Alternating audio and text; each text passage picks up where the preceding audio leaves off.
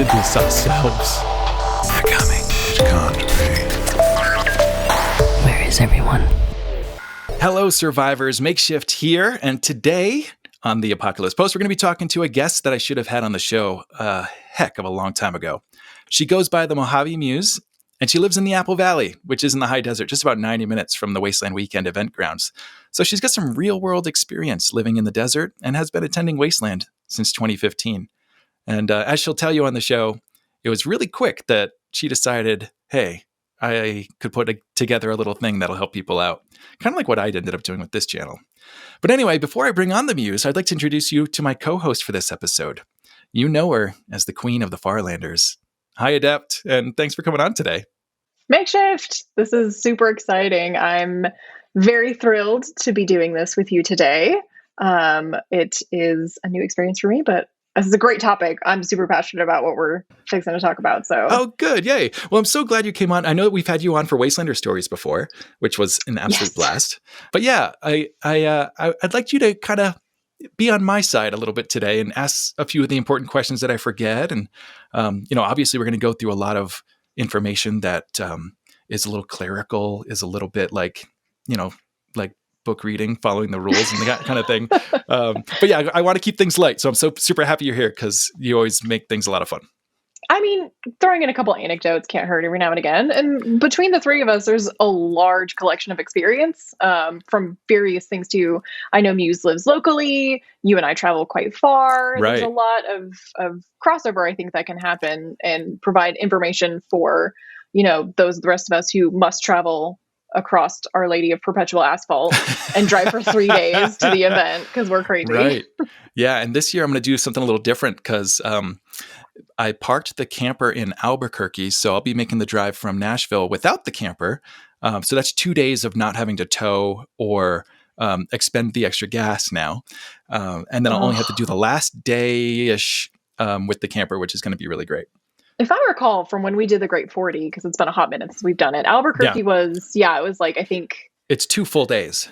Yeah, it was, we would stop in Flagstaff. So Albuquerque was part of day 1 was Nashville to Oklahoma. Day 2 was Oklahoma. It was our big day to Flagstaff. So I know we drove through Albuquerque on day 2. So then, and then the third day was Flagstaff to Wasteland. And you the word. Could finish on the third day. Yeah. Cause sometimes I'll stop around Barstow on day 3. Cause that's, I'll wake up the next morning, hit Walmart and the grocery stores, do all my last supply runs.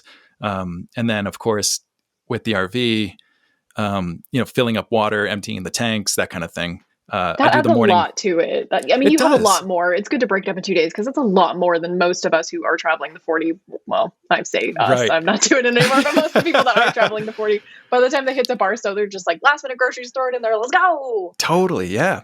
And the good thing is, no matter what route you take into Wasteland, there are some options for you to stop at, which is really great. I think Barstow is really good on the east side, but there's still gas stations and some smaller convenience stores on the way in from there. And if you're coming up from Los Angeles, you're going to go through Palmdale, Lancaster, and the city of Mojave, which all have everything you need.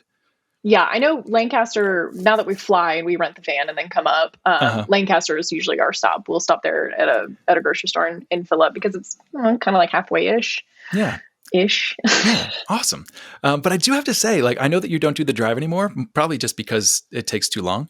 But I absolutely love the drive from the east. It's not East Coast, but the Eastern United States to Wasteland. And it's stunning. It is. And every state you go, especially until you get to the mountains, it's it changes from full forest to a shorter forest, and then to the plains of Oklahoma, and then the plains dry out when you get into Texas.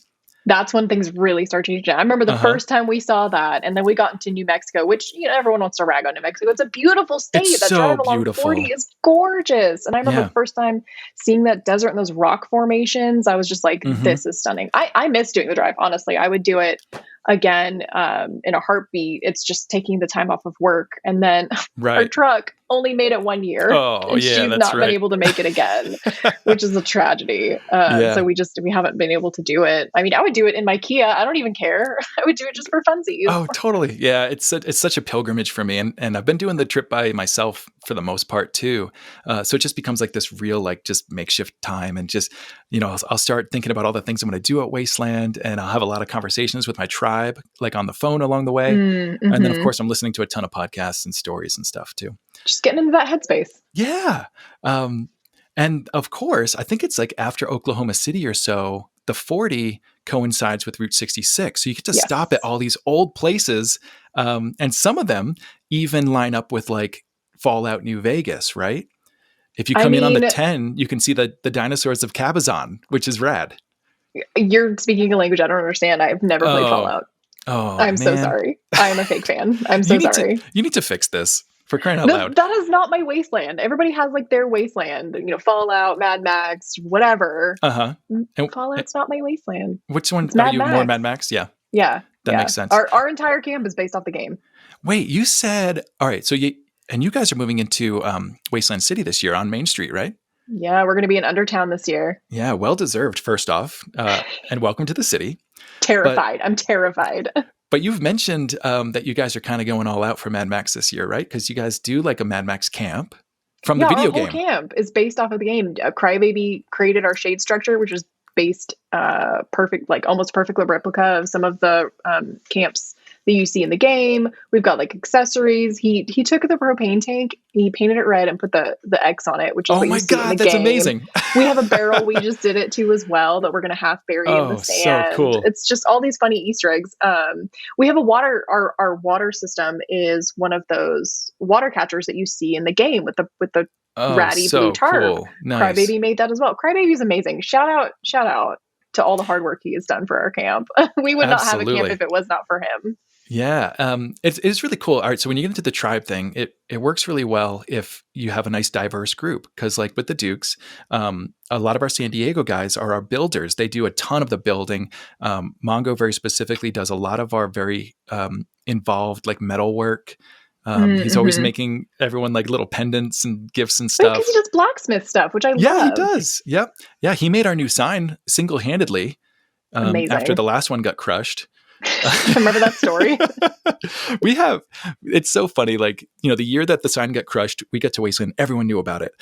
The year, and this was 2 Wastelands ago, that my car broke down, I got to Wasteland. Everyone knew about it. It was just so cool how like, people are paying attention and they're really engaged. There are no secrets. Yeah. We all care about each other in some way or another. Totally. But yeah, I'm super excited to have you as a neighbor because you're going to be literal stone's throw across from us this year. Rest assured, I will be throwing things across the street. Hopefully less stones and more like candy. It'll probably just be like food and candy. Be like, hey, which one of you idiots wants some French toast? Come get it. Just lob it across the street. Yeah. But you guys are going to be kind of nuzzled between what, Attack and the Skullduggers? Or there's a tribe? No, Attack and Children of Aesir. Yeah. Is that how you say it? I'm sorry, guys, if I said it wrong. Aesir, Acer. We just call them COA. Yeah, we just call them COA. Yeah, or COA. Because it's funny because like they requested, I'm so touched. They requested that we camp next to them, and Attack requested that we camp next to them, and I requested Attack and them as like first and second. And so I was like, yes. Oh, that's so good. I think you're going to absolutely love being in the city because the camaraderie amongst the tribes, especially during build, and of course all the way through the event, but especially during build, is so fun. I'm excited for that. Like I've said repeatedly on the show, pre-Wasteland is my favorite Wasteland just because of that, like that brotherhood of everyone building together and kind of sharing resources and keeping each other's chipper during the hot days. Yeah, we're going to get there even earlier this year. We're slated to get in on Monday because last year we got in at Tuesday. The Farlander Corps, me, Bridger, and Three Lights got there early. We were the first ones there.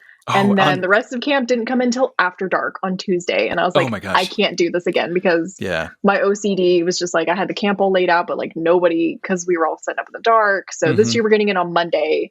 And if everybody gets in late on Monday, who cares? Go to sleep in your car. Totally. We'll build on Tuesday. Yeah. We used to, I think they were letting tribes in like one day early originally. And that was just enough time to do it, but it was not enough time to like get it right or safe. And so they've started inviting, yeah, it was part of it. They started inviting city tribes to come in, I think the Saturday before the event.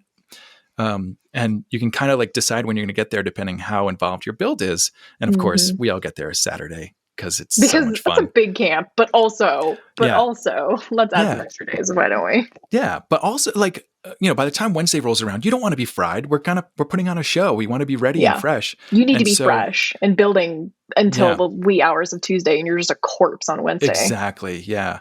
But it also lets you kind of do a little bit more building in the morning, take a break during the heat of the day, and then build during like sundown and even into dark. Like we'll just set up some lights and do it that way. Yeah, I have a feeling we're going to be doing that this year. Yeah, but you're going to love it, especially like Tribes Night. And for those of you that are, regular attendees, not in the tribes, I talk about Tribes Night a lot because I absolutely love it. But don't worry, you're not missing out because Wednesday, Thursday, Friday, Saturday, it's all the same thing. Again, it's just more people, which is great. Which is sometimes better. More the merrier, right? Oh, totally. Yeah. But yeah, let's see. So we're getting close to Wasteland Weekend. And of course, a lot of people are already feeling the mad dash to get everything ready and make sure you're properly prepared for surviving end of the world. And TK, Thomas Kearns, one of the Wasteland photographers, of course, does his countdown on Wastelander Central every day. Sends us all into a panic. Every day. Oh my gosh. What are we at right now? Like 40 or something? I don't want to think about it. I'm already getting palpitations. Just give me a paper bag. Yeah, it's good. And it helps you stay hyped. And the photography is obviously super fun to watch. But yeah. So what we're going to do today is talk to the Mojave Muse about, how to get your house in order before you get to Wasteland. Oh yeah. And it's important things and simple things like making sure you got enough water because boy, you're going to need it out there, especially if you're not acclimated to the desert. Making sure your cooler's got enough ice. Which is one of the biggest things because if, you have perishable foods or, your drinks or whatever, nobody wants to drink a hot soda. I'm sorry. I'm going to be one of those people. It's gross, but it's like one of the easiest things that you're going to overlook on, getting ready to come to the event. I'm trying to remember the soda that it was that we had at camp last year. Oh, what'd you have? Oh my God, what was it? Like a hot Mountain Dew sounds terrible to me. That's disgusting. No, it was the joke because it was regional. Cactus Cooler. Oh, Cactus Cooler. No. Yeah. That's the nectar of the gods in our camp. Most soda hot is just the worst thing. And, we have some members of our tribe that, especially Friday, Saturday, when the kegerators struggling and the refrigerator doesn't have any room left in it, they'll just start drinking like warm beer out of the box. And I'm like, I don't know how you guys do this. They don't have self-preservation. Yeah. No shame. Yeah. Just very low expectations on what a beer should taste like. But then again, like a room temperature beer is very normal in Europe. So maybe they're just being, classier than me. Oh, you know what? Maybe we just don't have a civilized enough palate. That's probably what it is. Yeah. Yeah, so we're going to talk to Mojave Muse. Where do you get your information from when you're getting ready? Because I know I need like constant to look back on like lists and I'm always trying to like up my game.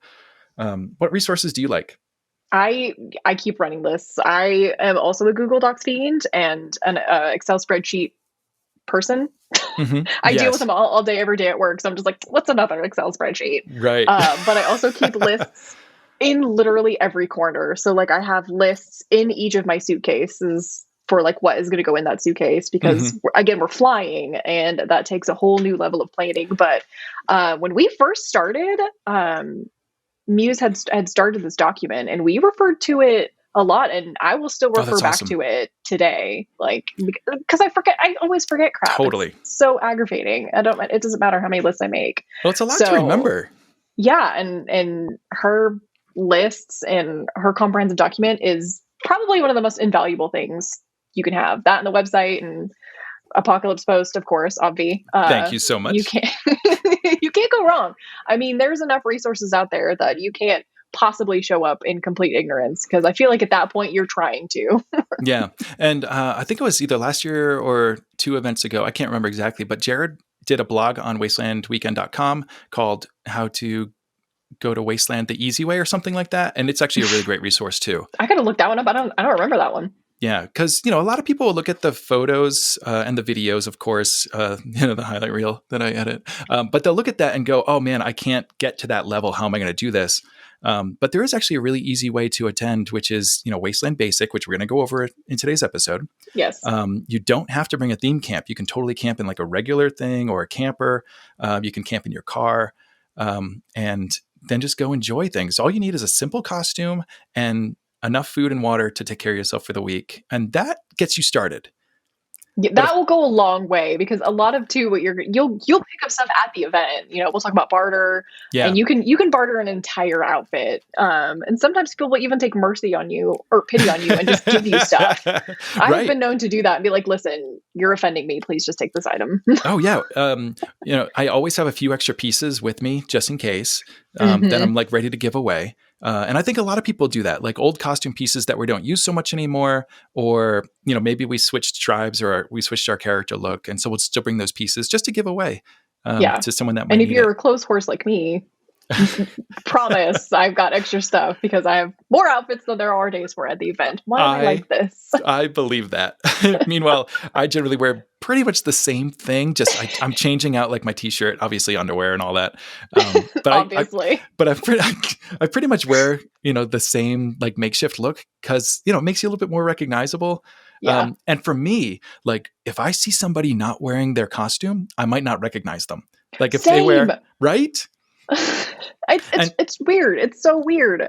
I've actually encountered that with myself. People, because I had the glasses on, I didn't have the stuff on, and they were like, "Do I know you?" And I'm just like, "Okay, isn't I Clark Kent Superman?" It's hysterical. Yeah, and I already have a hard time remembering all the names of the hundreds of Wastelanders that I'm friends with.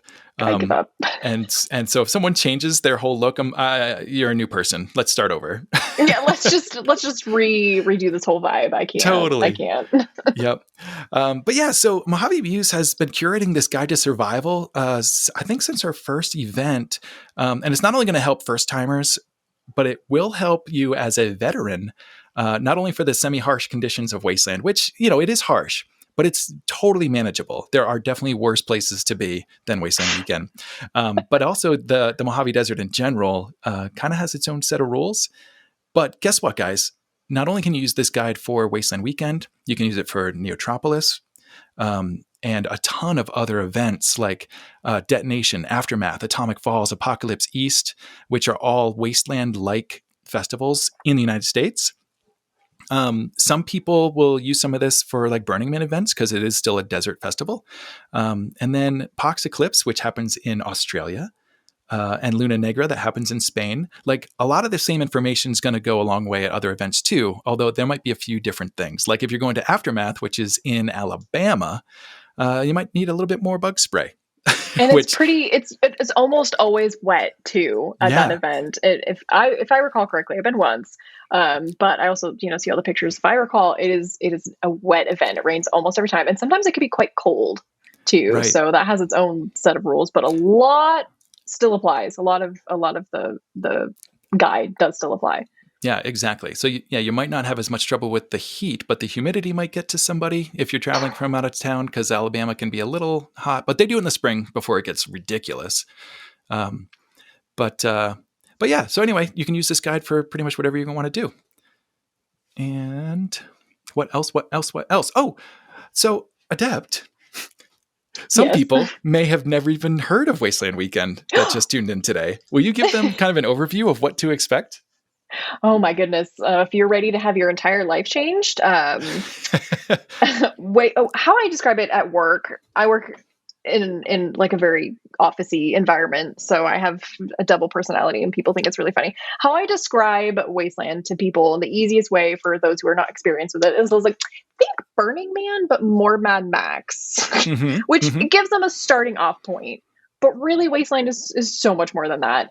It is how many days is it now? Wednesday, Thursday, Friday, Saturday, Sunday. It is a 5-day. 5 days. Although in the desert. A lot of people do the caveat of like Sunday doesn't count because it's basically cleanup, but there is, of course, the Sunday sermon. And you're still there. You're still in the environment. I count it because it doesn't stop being a day until I'm in California City in that golf course is ruining my immersion. But course, it is a fully immersive event in the post-apocalyptic style. You can see anything from musical acts that you love, that you will learn to love. Attack. Shout out. There's vehicles.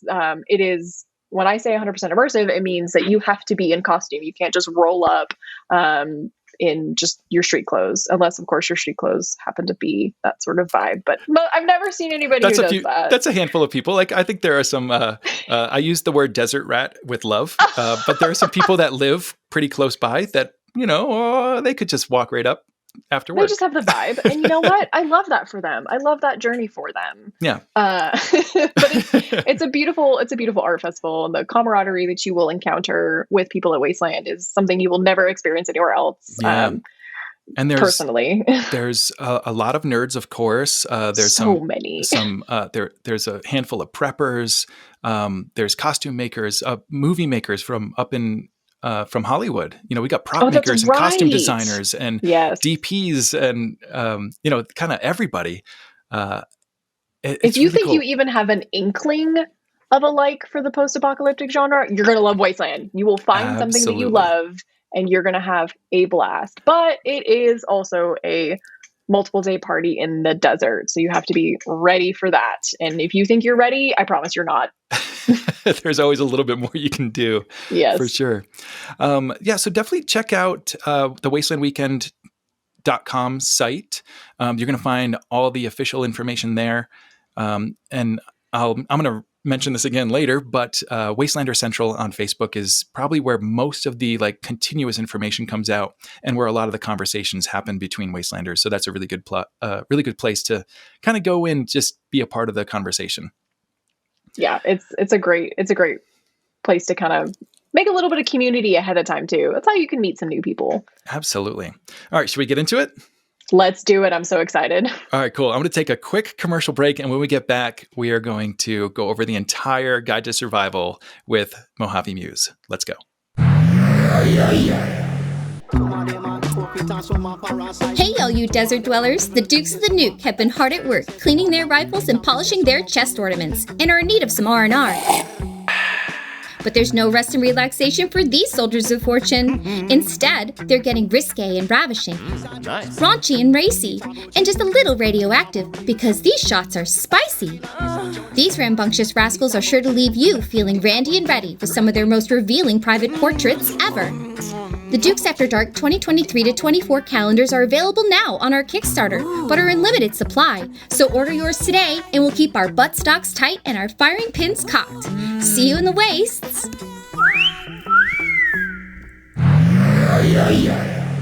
So let's welcome the Mojave Muse to the show. How's it going? It's going great. I'm so glad to finally be on the show. Awesome. Yeah, we've been wanting to have you on the show for a long time, and I know you've reached out a couple times over the years, just like, hey, so I've got this thing that you might want to, introduce your listeners to. Well, a gal can hope. Well, here we are. And so you've created this guide to help Wastelanders out. How did that come about? Tell me the origin of that. Well, I don't know how many Wastelands you've been to, but I started back in 2015. And that summer was brutal out here. It was so bad. And that's even for me. And I live in this desert. And I was, where I was camped was right next to where medical was. And it was just ambulance all day. And I just thought to myself, this is not sustainable. This can't go on. These people need to know that the Daystar wants to murder them. Beer for breakfast is not smart ideas. So true. But carbs. Yes. But it's just, you need to get your ass in the shade, drink water, eat pickles, and just be a lizard. So you put this together. Time.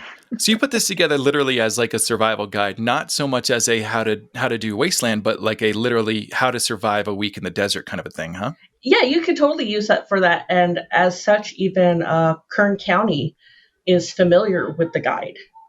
And they actually distribute it among themselves too, to a degree. So that was a big feather in my cap when I heard about that. Nice. That's amazing. And, just kind of, we're going to go through the step by step, but just brushing through this, I'm just imagining now Kern County distributing this and talking about tribes and like nudity and and pickles and cooking on fire and bringing your trash home. Like, I can imagine they get a good chuckle out of it too. We're far from the only festival out here, so. Oh, that's actually a really good point. And just as an extra note, like a lot of this stuff works for not just Wasteland, but a lot of desert fests. And, minus the desert specific stuff, you've got some really good information in here for kind of surviving anywhere that you're going to be off grid. Oh, yeah. And just some really smart ideas for, because we're in the middle of nowhere at this festival. There's a lot of drinking going on. It's very high energy. People aren't sleeping quite like they should. Absolutely. So there's a lot of stuff in here that can help people no matter where you are. Oh, for sure. And what I had done when I got home after that first Wasteland, and this was just like a bee in my bonnet, it was just, I've got to do something. So I actually went to the old forums and I just started copy pasting stuff that people had already put down and started arranging it into a more readable format. And that was the first version. And I just went like, here it is. Just read this. It's all in one Google Doc. And then just over the years, as things have changed, as I've learned things, gotten to be friends with Sawbones and Medical and, what they use. It's like, oh, I got to roll that in too. So then we don't have to be just the candy givers of the Sour Patch Kids to rehydrate people. Those things are the best. That was the best trick I ever heard. I haven't used that yet. I'm still a Sour Patch Kid virgin when it comes to use them as a survival element. For shame. No, it's throw magical. Them across the street. Nice. I may be incorrect, but something about there's in the citric acid blend that they use is a potassium salt. I can be incorrect. Don't quote me for sure. But that helps to open up your channels for absorbing water, so it doesn't just shoot right through you. That's so Sour cool. Patch magic. It's we the Sour don't Patch question magic. it. Sit down and eat candy. Like, yes, ma'am. I love it. I feel like I think it was Neotropolis this year. Medical actually put out hey, does anyone have any Sour Patch Kids? Because we've gone through them all. Yeah. Neo was amazingly hot. I was prepped for cold because I was watching the weather religiously. Going like, okay, it's going to be chilly. So I got thermal leggings that I'm going to wear under my dress and I'm going to be great. Because last year I froze my ass off really bad because I'm all hot acclimated. Surviving in the cold is different entirely. Yes. Sitting in my Suburban going like, fuck this. Why do we do this? Why? What is wrong with me? So then it's like, oh, it's 95 degrees after it was, 40 degrees the week before. I'm like, I'm dead. There was no ramping up. There was no acclimation. It was just. Yeah, it took me by surprise too. And I actually liked it quite a bit because, from what I understand, Neotropolis last year, it got cold. So people kind of, they didn't spend as much time in the city. But this year it was warmer. It rained. It was definitely warm during the day. So at night, people were really comfortable. Yeah. I mean, you could get your slut mode on if you wanted to. Which is always appreciated. Yeah. Oh, yeah. Yeah. Is it one of those events unless you can get slut mode on a little bit? Exactly. Why not? Yeah. Yeah. I always start out in full costume at Wasteland on Wednesday. I'm in full costume, like layered up. By Saturday night, I'm wearing almost nothing. Tidy whitey time. Yeah. It's the best. It is the best. But it's also like, you get comfortable with it out there because Wastelanders are just really fun and also by open-minded. Friday, your clothes start to stand up on their own. Yeah. So.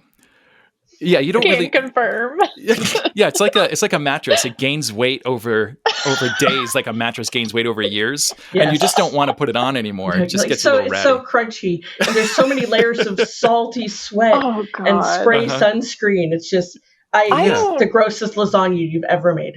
I don't know if you guys remember the Adept's famous black pants. They were like what I started Wasteland in. They were black pleather pants. Ooh. They literally. Oh, wait, yes. But that's like level 10 swamp ass. I held out with those things for years. They finally exploded this last Wasteland.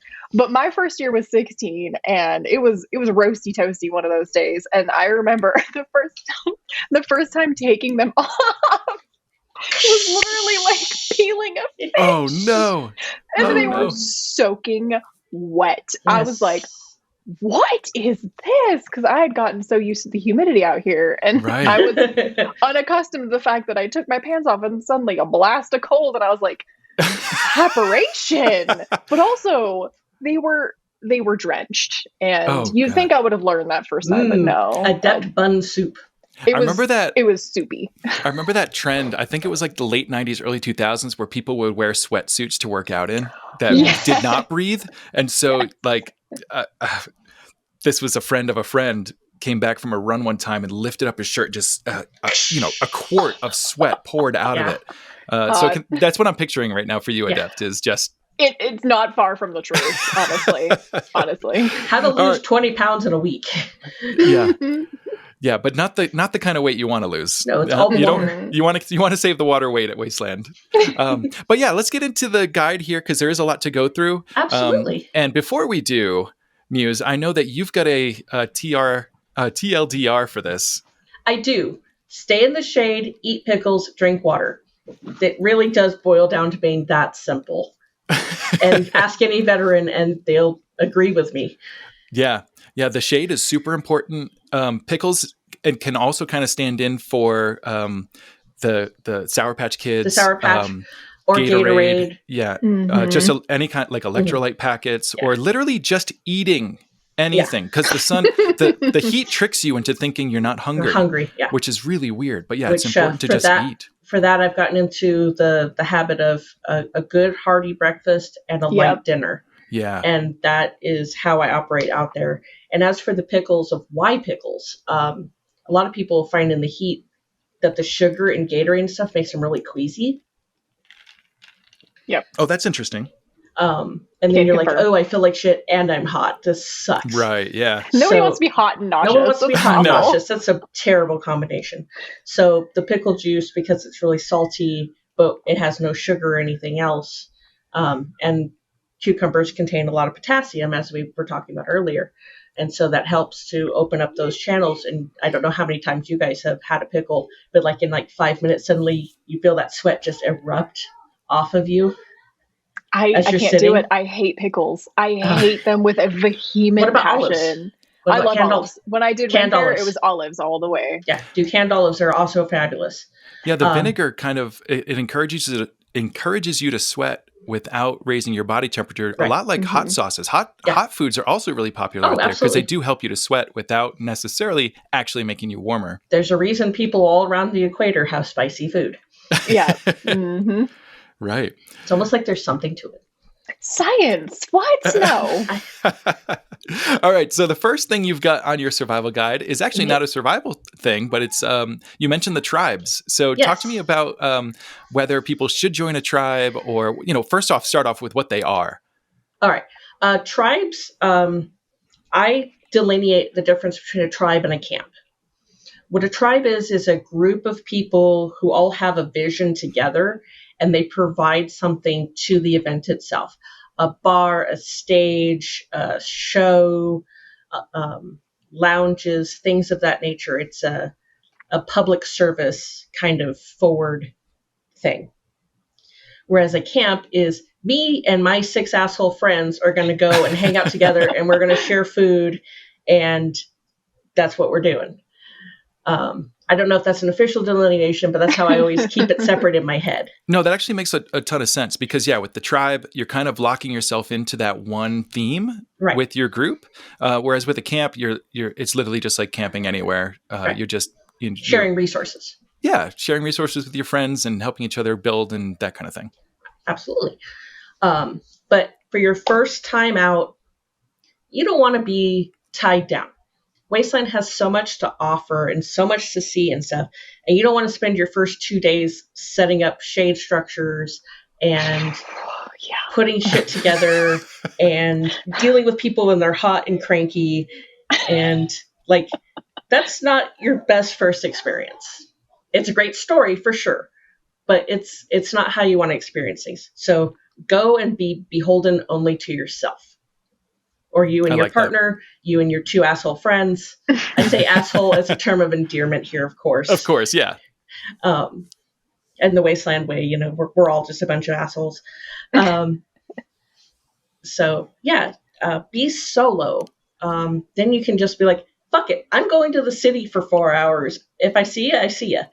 And then you don't have to worry like, oh, I have to help set up for this show or this or that or whatever at specific times.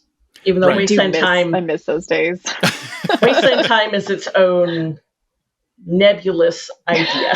Oh God! Don't ever try to schedule anything. Don't. Yeah, it's so difficult. It threw me off one year when the stage was running on time, because I was not prepared for that. It's usually like, if if attack's supposed to go on at 10 o'clock, and I'm supposed to go, shoot some of that show. If I start walking at 10, that's usually fine because by the time I have a couple conversations along the way and get stopped by a couple people that want to say hi. 10:15, 10:30, the show's about to start. But it's been over the years, they've gotten things tighter and tighter, which is good. But it is. But if you've gotten used to Wasteland Time, where everything's much more flexible, then yeah. So for new folks who are listening to this, take into account Wasteland Time. The thing might say noon. It might be noon 45. Right. And along with that, I'll kind of throw in, I like to give this piece of advice out is if someone says, hey, we should, and then fill in the blank, chances are very good you should do it right then. Or hey, how about later we take a photo? No, let's do it right now. Right now. Because the chances of you bumping back into that person and both you having free time again, not going to happen. So very often, I'll be carrying my camera around. Someone like, hey, if you want to do an interview later, I'll be available, blah, blah, blah. And I'm like, no. Right now, we're doing an interview. That's when we're doing the interview. Absolutely. Yeah. Seize the moment is great advice. Yeah. For sure. All right, cool. And you've got some other stuff about the tribes. Like if people want to join, there might be a trial period. There's dues involved. I got to say, we have both of those with the Dukes of the Nuke. Yes. I imagine the Farlanders are the same. Do for sure. That's especially new this year, as though. Over the years, the tribes have gotten bigger. They've gotten more flashy, more stuff. And I love all of that, but that's going to take its toll. So that's something you should take into account if you're going to join up with a tribe. That not only is it going to be your time required, it's going to be your money. Right. Yeah. And actually, you have to believe in the vision of what's going on. And if you don't, then it's okay to be like, hey, this isn't for me, and look elsewhere. It's totally okay to do that. And some people might feel a little awkward, like leaving one tribe to go join another, which actually happens all the time. So don't feel awkward about it. And most people are really cool with it. 4th tribe, I think, right now. Nice. So it just happens as things, tribes rise and tribes fall. And it's just the cycle of how it goes here. People come into the hobby, they leave the hobby. And that's just how a festival like this is run. Yeah, and some of them are very democratic. Some of them are top-down, authoritarian. And I don't say that in the bad way. Like, in some cases it works because you'll have one person. Hierarchy styles. Yeah. Exactly. Yeah, so you might want to just test things out. Find a tribe out there that kind of fits what you're into, and then start asking questions. I think the Farlanders are a benevolent dictatorship. That sounds about right. That's how I run. Me and Bridger's word is law. That's how I run Craft Masters and Makers. Is I am the benevolent dictator. I'm usually very nice until I'm not. Yeah. With the Dukes, takes a lot to get there. Nobody in charge wants to be in charge. Yeah. And people who want to be in charge shouldn't be in charge. Exactly. Yeah. Yeah, absolutely. All right. So when you first get to the event, Arrival actually has quite a few things that we need to talk about. Absolutely. So, have either of you've both weighed in the line? I've only ever weighed in the line for Neotropolis, which was actually a lot of fun. The line is its own wonderful entity. I've done it several times until I worked my way up into getting early access and helping out with the building and things like that. But okay, so if you're doing the midnight line, it's like, okay, you're all jittery. You're so fucking excited. And then you have to wait in traffic. And then you don't sleep. And you're not going to sleep. Yeah. Even in the apocalypse, there's rush hour. Things to do. Once you get on the dirt road, that's Rosewood Boulevard. It's a 7-mile long dirt road. It is dusty. The visibility sucks at night.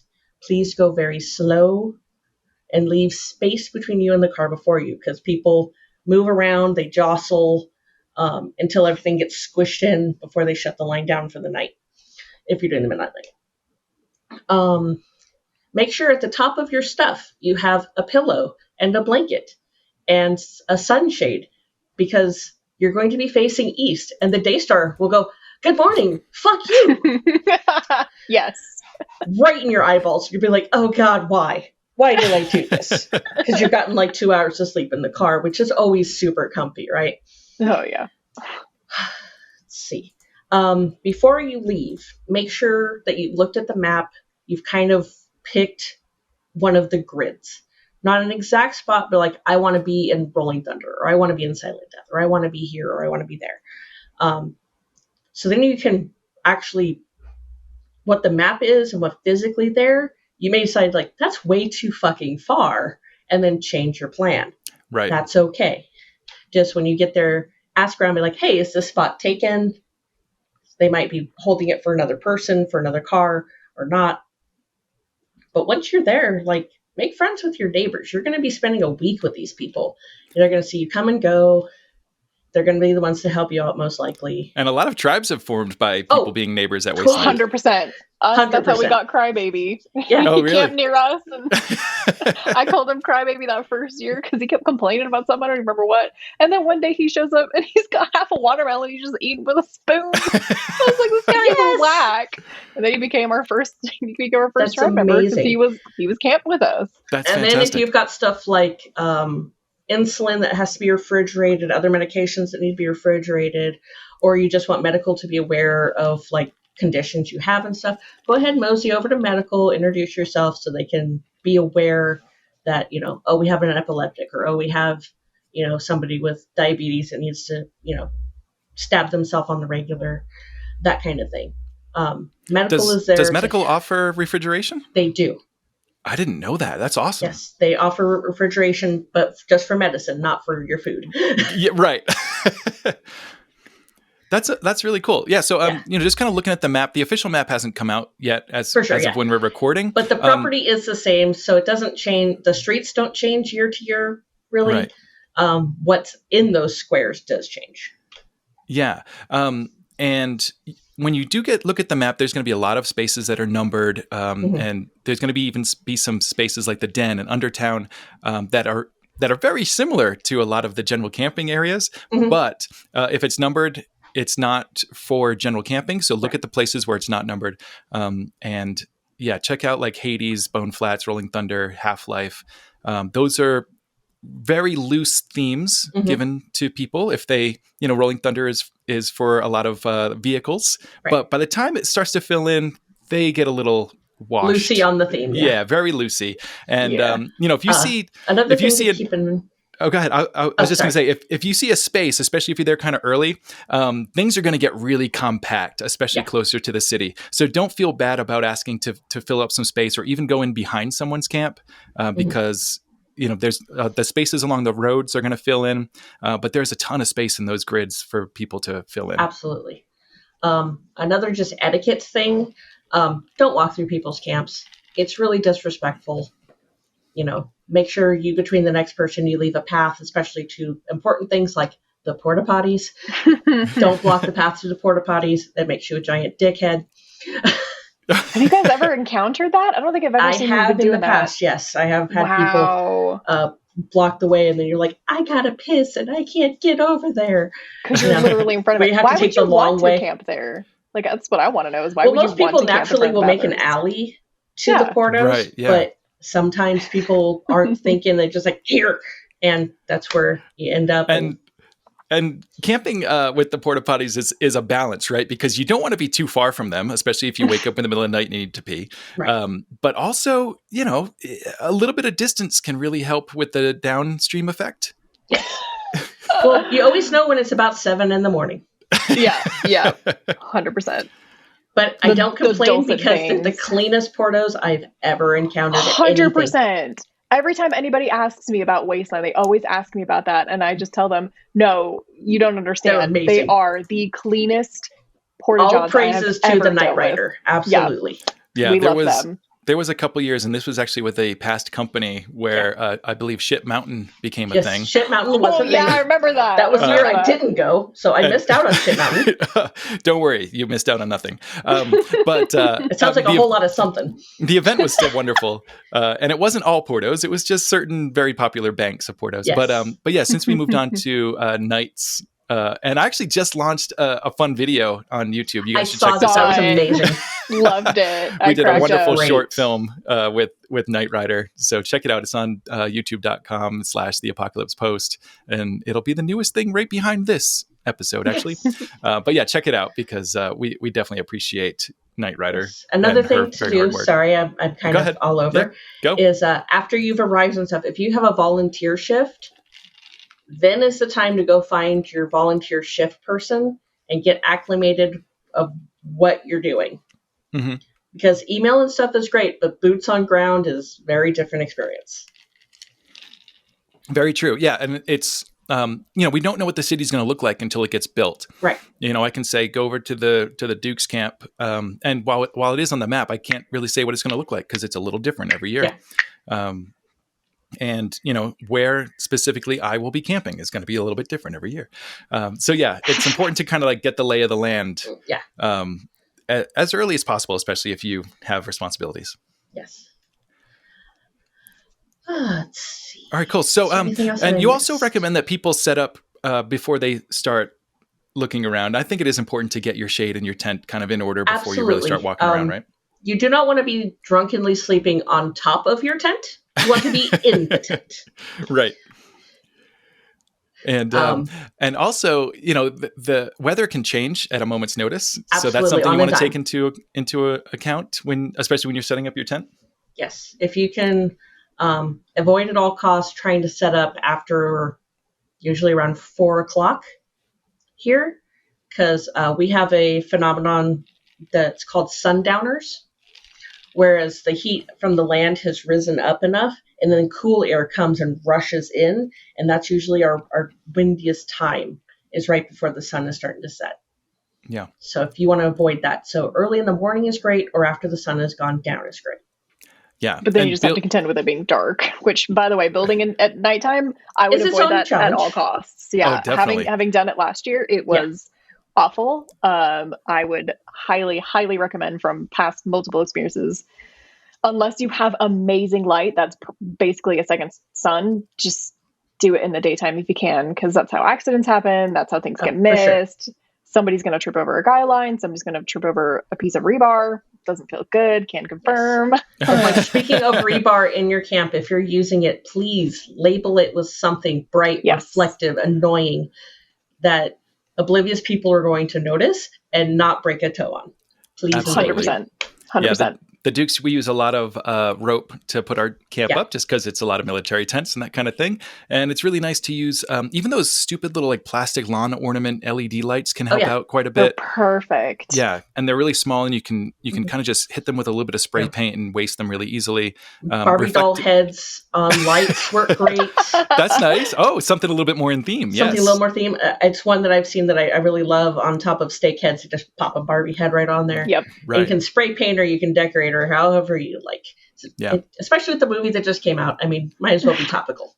Yeah. And unlike what we do every single year, make sure your walkways don't have zigzagging lines that you have to hobble over. If you leave just, 12 inches of walking space, you're going to thank yourself that night.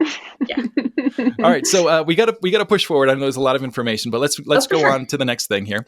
We do have some safety and medical to talk about, so let's kind of brush through that. It's not the sexiest stuff, but let's go through it. It's not the sexiest stuff, but it is super important. Yeah. At the event, they have set up these emergency call stations. They'll be scattered throughout. So if you have a problem and you're not comfortable going into a camp and saying, I have a problem, which, let me tell you, is totally okay. Everyone is here to help each other. If you've got a problem, announce yourself that, hey, this guy is a problem. They'll hold you both there. They'll get security on a radio. Shit will get taken care of. Yes. But we do have the emergency stations there, which will have a radio. So you can radio into security or medical, and somebody will be there in a hot minute. And we also have not just like there is professional security, and then there's also volunteer security. Yes. That are always walking around. They've always got radios on, so you can approach them. They'll the official security will actually have T-shirts on that will say security or event security or something like that on them, if I remember right. Yeah. So they're really easy to find. They're still slightly in theme, but they stick out a little bit more than your average Wastelander. The actual medical personnel will have colored shirts, which they stick out as not themed on purpose, so they don't blend in. So then like, oh, that person's working and on the job. And the volunteers are also labeled. So I don't think I've ever seen these security stations. I mean, not that I've ever really looked for them. What do they look like so that I know what I'm looking for and can direct other people? Which may be faulty, but I'm human. They should be like a T-post or a pole with a blue light on them and a radio is tied onto it. It's pretty simple. Okay. Perfect. And they do add them to the official map. So you can kind of use the map to help find them too. Good. Okay, so it's a good idea to look at the map when you do like set up your camp, know what's around you, know where the portos are, but also know where your closest call box is, as well as your best route to get to security and medical and the command center, which is all right on kind of the main drag inside Wasteland City. All right, cool. Let's see. Anything else that they should know about medical? Because medical not only handles like scrapes and cuts, but they're kind of there. I think they've got a couple more personal psychology. They do. They have a wellness program. So if you're just overwhelmed and you're overstimulated, I'm not going to lie, Wasteland is probably the most concentrated neurodiverse place you're going to find. That's Correct. So true. You cannot throw a rock without hitting an autistic or ADHD or both or other flavored neurospicy person. We are everywhere. The ground be thick with us. Right. And I say us especially. So if you're just had too much and you need a quiet space and your camp is too hot or whatever it might be, please come over to medical and a wellness person will sit there and just sit with you. If you want to be totally quiet, we can do that. If you just want to tell bad dad jokes, we can do that too. Do they provide things for like if you're overstimulated, like noise? Like, do they have headphones, sound canceling things? I'm not entirely sure, but I will double check with head of medical, and because that's a great idea, and I'll see if we can arrange for such a thing. That might go a long way. Because I know a lot of people. My youngest, who actually her first year at Wasteland was last year, she does get overstimulated with noise pretty easily, and I know that there were a couple times where she had to go kind of hide a little bit and for sure put my headphones on. But also things happen at Wasteland, like you might break up with your significant other and things like that, and you're distraught. Things happen. Wellness is there for that too. So Wasteland they are there for your boo-boos, your heat illnesses, and stuff of that nature too. Keep in mind that they are not your regular physician. They cannot prescribe you medication and things like that. So if you, like, oh, I'm going to go and get a free, checkup from a GP, like that's not really what they're here for. And you'll hear Safety Third quite a bit at Wasteland, especially if you're on a volunteer crew. And Safety Third has a couple different meanings, right? It's about taking calculated risks for yourself when necessary, and when it's it makes things more fun. Fighting in the Thunderdome is a calculated risk. If we were all safety first, no one would fight in the Thunderdome, but it's so much fun. Also, Adept. I don't know if we've actually announced it yet. We have not officially announced it. Oh, shoot. Other than my stupid little posts on Facebook, which nobody reads. Mum's the word. Oh, no. Mum does not need to be the word. No, Mum is not the word. Proud. Yeah. I got to say, the Farlanders last year had a very interesting complaint about a certain delivery that the Dukes made. Oh. Unacceptable on every level. And while the Dukes, we've never had a problem come up before. So I don't know if it's a Farlanders issue or if there was some kind of miscommunication on the Farlanders side, but something went wrong here. Yeah, it's a lot of shade for somebody who doesn't know how to coordinate anything or make sure that the deliveries that they're making are actually full of things. Deliver me an empty box and you see what happens, Makeshift? This is what happens. But anyway, waka waka waka, lore. Adept and I will be fighting in the Thunderdome this year. Oh, fantastic. And it's going to be my first bout. Coming out of retirement. Mima's ready to go again. I'm so excited. I am also very excited. I was going to say something terrified. And I totally forgot. Where were we? I was talking about Safety Third, which, of course, Mike Rowe popularized on Dirty Jobs, which we talked about how corporate safety first is not safety first. No.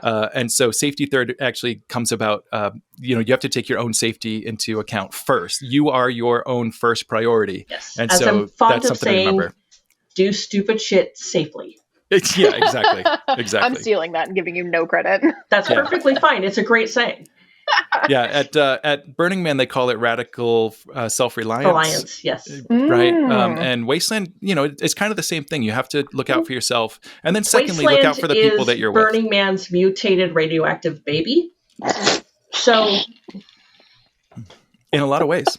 And then Neotropolis is Wasteland's cybernetically enhanced mutant radioactive baby. So there's a direct lineage to Burning Man from this. Yeah. And speaking of Burning Man, we have a lot of overlap with the Burning Man. They're up on Black Rock. Yes. And they're in a playa. They're actually in a dry lake bed. Yes. And Wasteland is adjacent to a dry lake bed. So we have a lot of the same stuff. But yeah, talk to me a little bit about like the environment of Wasteland and the weather we can expect. For certain. Unlike the playa, which has this super fine dust like that clings to everything silt. And you can only remove with vinegar and a really high will save. Ew. Wasteland is actually on the backside of the United States' largest borax mine. So that's why Wasteland smells like it does. I didn't know this. I didn't know that Today either. we learned. Yes. That's where 20 Mule Team Borax comes from. Yep. The town of Boron, which is neighbor to Wasteland, has a museum. Please do check it out. It's really cool. I love museums. And the original Wasteland site, H Park in California City, was off of 20 Mule Team Road, yes. Which is so cool because that's where they actually used to do make the deliveries. 20 mules that would drive from the Edwards Air Force Base, Boron, California City area down to Los Angeles. And you can still see that graphic on borax boxes, which is pretty cool. Mm-hmm. So there is history in the desert if you look for it. Y'all, you better be careful of those territory treading on because I'm about to start real getting excited. Your resident history nerd over here is just... Desert rat history nerd. So that's the reason that Wasteland, like when you pull your gear out and it has that specific odor because of all the borax dust. It's all that borax dust. Oh, I love it. And they've also, a couple years ago, started extracting lithium from the tailings of the mining there. But that's aside from the point. Yikes. Well, that's good. I mean, California's doing the electric car thing, and we're going to need lots of lithium for that. Very so, important. Yeah. But the site itself is mostly flat. There are two small hills on one side of the property that you might hear referred to as the tits. Giggle, it's okay. But it is adjacent to a lake bed. And so around that lake bed is going to be like beach sand. It's going to be very deep and very loose. So you may not want to camp there unless you know what you're doing, because you're going to have to actually dig 18 plus inches till you hit something solid. Yeah, that's why they say lag bolts if you can, instead of just like regular tent stakes. Right. You really got to get in there. Yeah. The further east of the property you go, the sandier it gets, I've noticed. You'll notice some signage that says graboid areas and stuff. Like, just unless you know what you're doing in the desert, don't try. Yeah, fat, stubby wheels with four-wheel drive, or don't. Yeah. Or just don't. With experience, not just the vehicle itself, but you got to know what the hell you're doing. There are a lot of similarities to driving in the sand and driving in the snow, I'm hearing. There is, but they're different too. And while a lot of people, and even Wasteland has the equipment that could get you out of there, that equipment is very on busy. its own time schedule too. Yeah. So, you're not the highest priority on that schedule. Yeah, so you'll be there a while. So just avoid. Stay to the roads. The actual roads are paved in gravel. Yes. Which is really nice. It actually, and for years, I mean, it's 5 years now, and it's holding up really well. So it's compacting down. We just had some rains out here too. That's good. It is. But right now, Rosewood is a mess, and it may not be up for the event. So we might have to come in the back way. Every year we do this. I was going to say, isn't it like this the rainy season getting there? And it's starting to like, everyone's always this like, one's it's more than usual because it's an El Nino year. I was going to say, it rained a lot this year, didn't it? Yeah. Fascinating. It's raining today. All right, but talk to me about the conditions we can expect like during the day and at night. Like what should people be prepared for? Most years, and I'm going to say this as most because the desert will throw you a curveball when you least expect it. Most years expect it to be dry, like 12% humidity or less. And that's where it sucks the water right out of you. And it's going to be very high. You can just feel it. Very high UV. So you may not think that it's too bad until you're lobster-fied. Oof. Yeah, those burns are something else. They come on you sudden. And so the high UV, if you see a cloud, you'll notice all of us run under the shade and worship it. It happens. What, you've seen clouds at Wasteland? Yes. Yes, last year. I feel like smoke. Last year it was weirdly humid in comparison last year. And then we had some really nice sunsets. Mm-hmm. That's right. Yeah. But yeah, as far as like what's the max temperature people can expect during the day? Well, I should say this. What's the hottest during the day and what's the coldest during the day that we've seen? Okay. Well, as a local, I'm going to say once we start adding "and" to the temperature is when it really starts to suck. 110 and 2. Yep. And 2, etc. Then it's rougher because after about 100 degrees, every like 2 degrees above that gets like exponentially harder to get through. Most wastelands are high 90s. I say that as most, as things are changing. The lows at night are going to be 70s, so very comfortable, but it may be too warm for you to sleep comfortably. So you might want a fan, like a 12-volt fan, something like that in your tent to blow on you, because evaporation is your friend. Yeah, Walmart sells this little DC battery-powered fan. It's like a little personal fan, and the DC batteries, I mean, I started it last year. It's still running. Yeah, we've got the same one. Oh my God, it's amazing. And it's like, what, $12 or something? Yeah. And it makes just so much difference. Just a tiny bit. Yeah, just tiny a bit of small moving breeze. air. It's just, such good stuff. Yeah. So because of the low humidity, wetting your neck scarf or your hat or whatever and putting it back on does a lot for you. Either do your jugular vein or your inner leg vein. Like if you hike up your shorts and put on it, no one cares. Like getting your core temperature down is more important than modesty. Right. And that's 100%. one of the reasons that we say, it takes a gallon a day just to stay hydrated, at least. But we say bring an extra gallon because, not only do you need to like wash some dishes and maybe just put some on your hands, but also just like drenching a cloth and wrapping your head or That's why in the guide I say a minimum of 2 gallons per person per day. Yep. If you have a group of 2 people, I just round that up to a 5-gallon container per day. Yep. Yeah. Yeah, 100%. And that's the important thing is per day. So, if you're going to be on the build crew or you're staying behind for teardown, those days count too. And you're going to need extra water for that. And I mean, it feels weird when you're, at Costco and you're buying, 16 gallons of water for you and your campmate, but you need it all. Absolutely. And if you don't bring it, then you're going to be running into town, and man, running into town stinks. It's a half hour. It takes you out of everything. You're just like, there's a McDonald's. I'm going to get a quick Big Mac, and then everything's ruined. Yeah.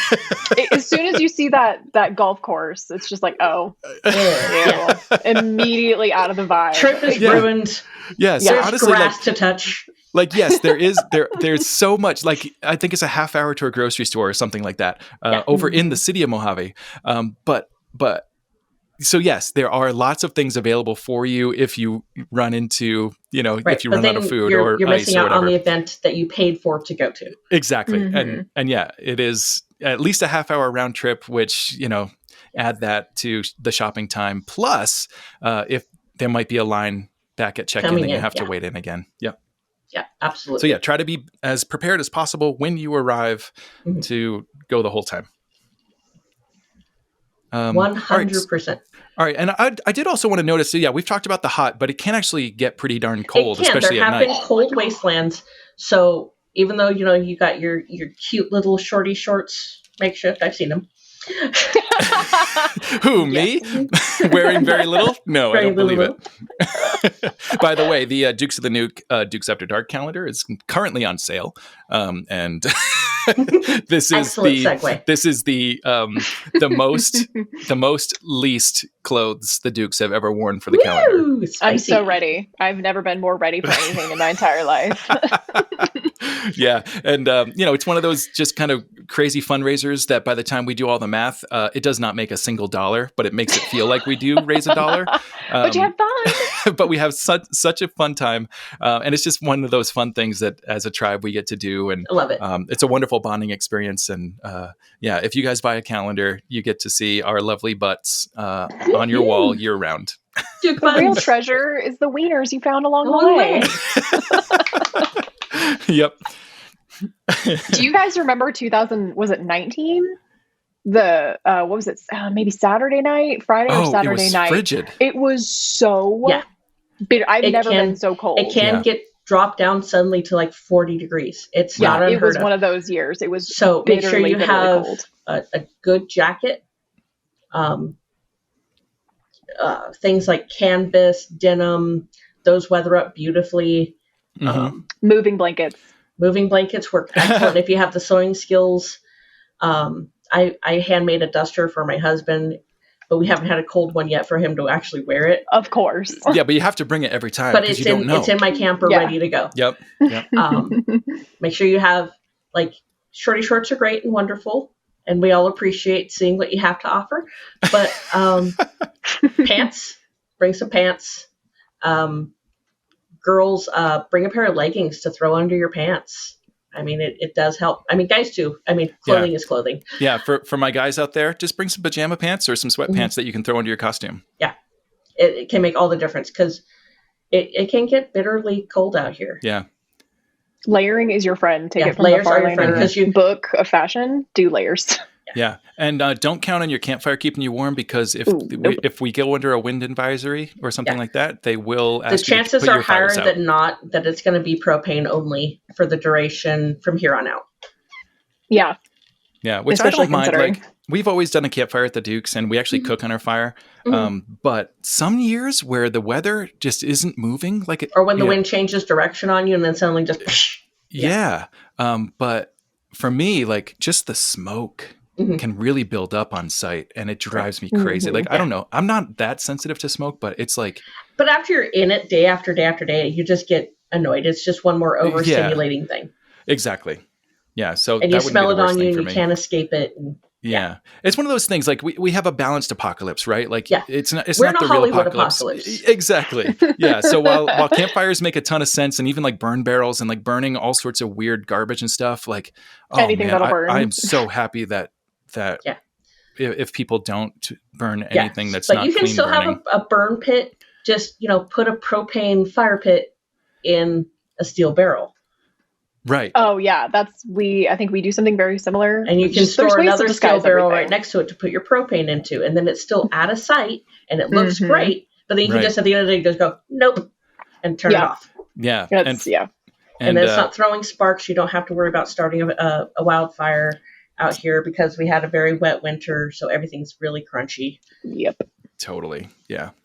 All right, cool. So that gets rid of that kind of handles weather. Just be prepared for warm and cold. Bring layers. And along even with if that, you don't use them all, it's okay. Yeah, and along with that, some people wear the same costume every day. I wear basically the same thing with like different T-shirts, and then just modify for the weather. Some people wear a different costume every day, so you can kind of do whatever the hell you want. The biggest thing to have is fresh underwear. Bring like 3 pairs a day, so you keep everything nice and fresh. Same with your socks. Change your socks military style, just all the damn time. Yeah. Yeah. Back to the earlier conversation about the pants. Yeah. Definitely bring extra underpants because you'll go and get damp. Yeah. Right. Yeah. All right. So the next thing you've got on your survival guide is camping in a tent versus a car. And I guess this is probably more geared toward like regular attendees that aren't necessarily in tribes and have the whole thing planned. Absolutely. A lot of people do camp in like Coleman tents and Walmart tents. And I definitely know some people camp in their car. So yeah, Muse, will you go over kind of the differences and the options that people have? Oh, absolutely. So we'll start with tents. This doesn't have to be an expensive hobby. You can totally get by on thrift store clothes and a $25 Walmart tent. Totally can. I don't suggest air mattresses because of the high fluctuations of the temperatures. They tend to just go dead on you, and then you're sleeping on the ground, and that sucks. So cots are superior. You don't have to theme it unless you want to, but keep in mind that your tent is a mass market product, and it looks like everybody else's $25 tent. So put up a flag, cover it with a painted tarp, something like that. So you can find home when you're several shots in. Oh, that's a really good. I thought you were going for like the theme thing. And I was like, yeah, just, decorate your camp just a little bit. It makes a difference. Right. Yeah. Stumbling in somebody else's tent at 2 a.m. is not going to get you any friends. I had a blue and yellow Walmart tent. I need you to narrow it down so much. Yes, exactly. So it's more of a finding home thing than a theming thing. That's a really good point. Yeah, and I've noticed a lot of people, and I think this probably comes from Burning Man as well, will put some kind of like a light pole up so that they can distinguish themselves, or just some signature lighting scheme, even if it's just some LED lights that are strategically placed that are like solar powered that can help you find it. But also solar runs out eventually. Because once you get away from the city, it gets very dark very quickly. Yeah. So having a beacon to find your way home is great. Don't forget a flashlight either, so you don't get bitten by a rock. Right. But at that same token, like headlamps, flashlights, all that kind of stuff, for the most part, don't use it unless you absolutely need it. Have to.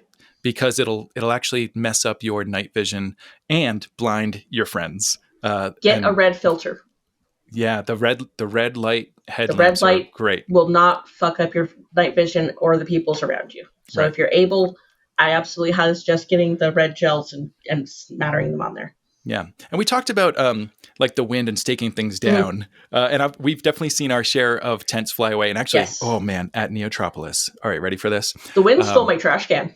Did it really? It did. I had one of those pop-up trash cans, and right before I was able to stake it down to the table, the wind went, mine, and off it went. And it went on a merry little adventure. My campmate ran after it for like 5 minutes. It was gone. Oh, wow. There was no retrieving it. I felt so, I'm like, there's garbage in the desert. I'm such a shithead, but it's not my fault. Yeah, and the wind can blow faster than you can run. Oh, yes, absolutely. And he's an athletic dude. But we were walking down Main Street. So we camped out in Tent City for Neotropolis, and we were walking down Main Street. And, there was just like a couple gusts in the air. And I was walking with Show Dyer, a lovely Wastelander, and we pointed out that, here's this guy with an easy up. I can't believe it hasn't flown away yet in the wind. And then, boom, you said the words. Right then. Yeah, I believe the curse is true now. I'm still not going to not say wind, but I believe the curse is true. The second we said, if you say it, you summon it. So it lifted up in the wind, and he had it like half staked down, so it like kind of went right up and like banged into his truck. A bunch of the stuff, the metal bent, and we ran over and like helped him get it down just so it wasn't going to blow away. But yeah, easy ups are awful. Yeah, they are meant for a day at the beach. They are not meant for 5 days of hardcore desert camping. Right. And so if you want that even something goes for like the that, industrial ones, right? Like I did have luck with an industrial one, but this was also with people of similar brains to mine. So this thing was like engineered to not move. Yeah, it can be done. Not the cheap Walmart ones, but the industrial ones can be done. By the time you put in that much effort, buy something else. You might as well just make your own. Yeah. So like when it comes to tenting and stuff like that, I've seen some varying advice, I guess. And I want to use the word advice loosely because a lot of people are just coming from various experiences and it's not always the best. But like, what is a good, I guess I might as well just be a size queen. What is the best length that you want to use in size for things like stakes? Oh, for stakes. If you can get anything to get that tent down. Easiest to find is going to be rebar. Keep in mind that rebar can slip out. So 2 becomes 1 at that point. So you need to have more of them at more places. And when you have them, don't just leave them as sticks. If you have somebody with a torch or something that can heat them up and turn them into candy canes. Okay. Then you can then you have a surface to hammer them down, but also attach ratchet straps to, so you can get them stuck down. Like 12 inches, 18 you want inches. 18 inches at the least. If you can basically get 2 the longest you can do. Yes. Yeah, the longest 12 you can do is minimum, and that's for the hard pack. And honestly, in our camp, we've got 18-inch stakes, and sometimes we still need to dig down a good foot before we hit hard pack, and then we'll hammer it in and then cover that over with the dirt that we dug up. And I don't know if you guys can hear my cat purring like into the microphone, but he's definitely doing the cat thing of I want to be on the show. He's don't mind helping. at all. He is helping. He's helping. Yeah, So, I didn't even know he was in the room. He just came out from under the bed. To easy ups, you can actually make a 10 by 10 structure with bracketry you can get on sites like Creative Shelters and things like that using conduit. And I have a thing that I've made, and it's held up over many wastelands. The large pipe structures do really well. Yeah. And, the Costco shade garages, those work great. Just throw away the covers, though. They're kind of garbage. They hold in too much heat. The plastic does. Yeah. Natural fibers all the way. That's another topic for another day. But natural fibers. Like Harbor Freight tarps, they're really cheap and they weather up beautifully. They take to dye beautifully.